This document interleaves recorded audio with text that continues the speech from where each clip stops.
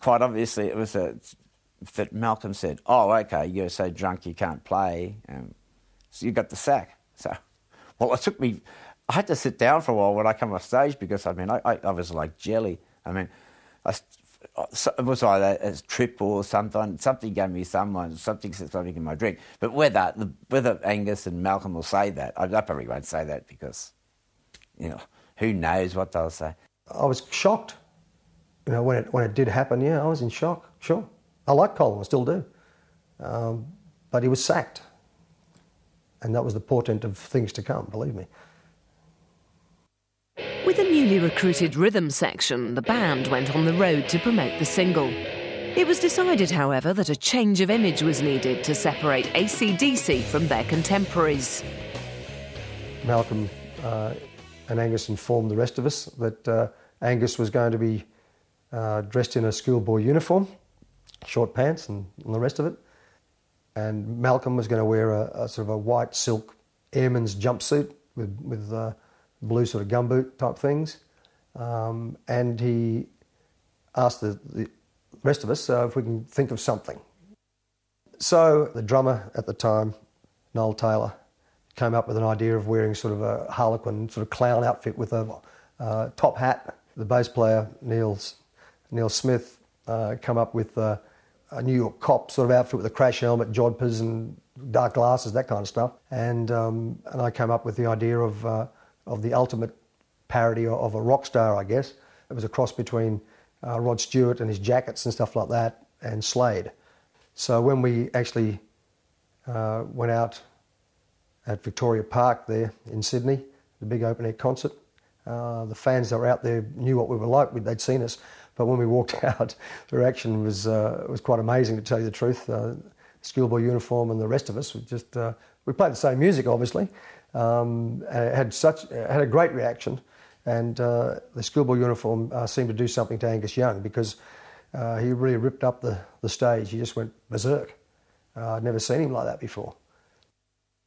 After we'd been gigging for a few months with this look, another band in Australia came out called Skyhooks, and they had weird gear on too, clown outfits and all that kind of stuff. Although their music was not as hard-hitting and heavy as what we were doing.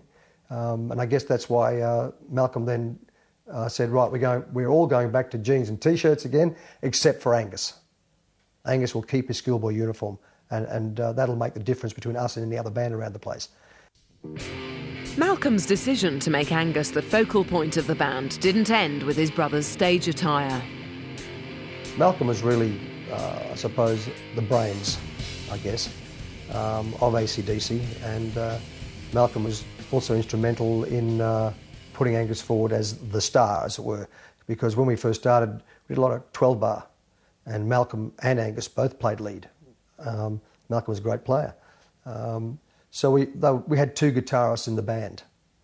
We were on tour, and Malcolm one day said, look, I'm not playing lead anymore. Angus can do all the lead.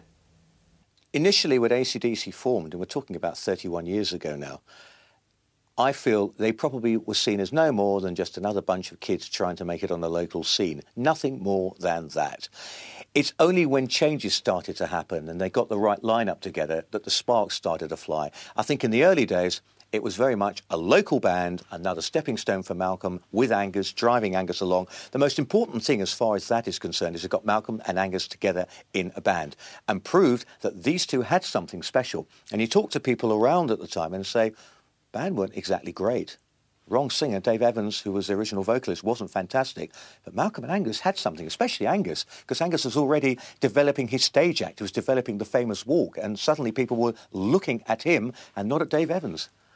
Evans was growing restless. It seemed to him that his role in the band was being undermined, and arguments inevitably occurred.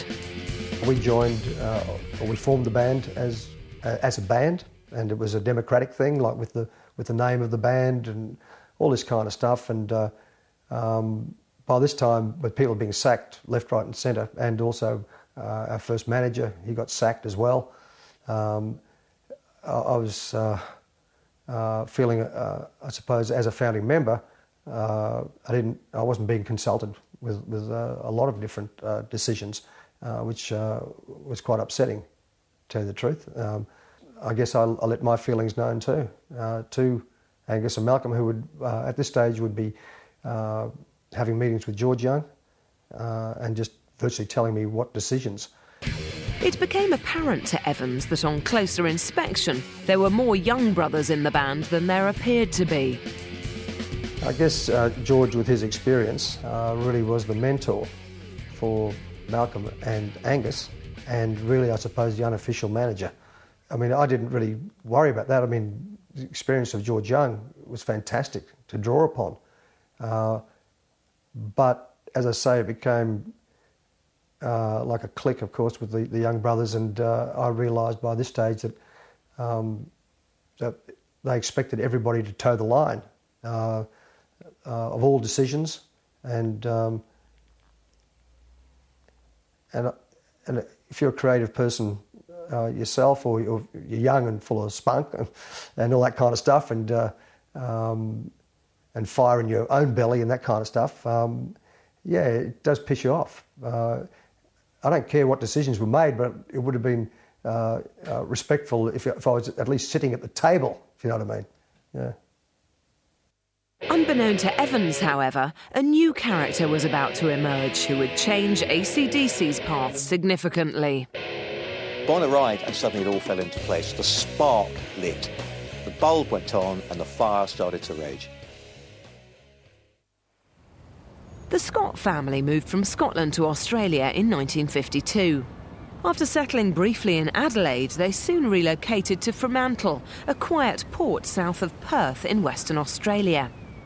Here, young Bon Scott was enrolled in the North Fremantle Primary School, where he befriended Ian Cant, a local boy who has kept close relations with the Scott family to this day. Well, I first met Bon when we went to primary school together in North Fremantle. Living in North Fremantle back in those times was a great place to grow up, and I'm glad that I was born in North Fremantle. I was born in a hospital at the top of Harvest Road. It was a great place to live in, and it was a great place for Bon to grow up in. To grow up around Fremantle, I reckon you were privileged, to be a Fremantleite, and that's what people call themselves, who live and brought up around Fremantle and still do. It's an atmosphere and an environment that really encourages people to enjoy themselves. And we certainly did back in the 60s in those days. Bon, to me, was a little bit of a larrikin, full of life. Bon had an aura, and that showed up from a very early age. He had something that attracted people to him. He had an easygoing nature. After leaving North Fremantle Primary, both Bon and Ian became students at the local John Curtin High School. It was a good high school to go to. Yes, it was. It was a very good high school. The teachers were good. The environment was good, and all the students at that time.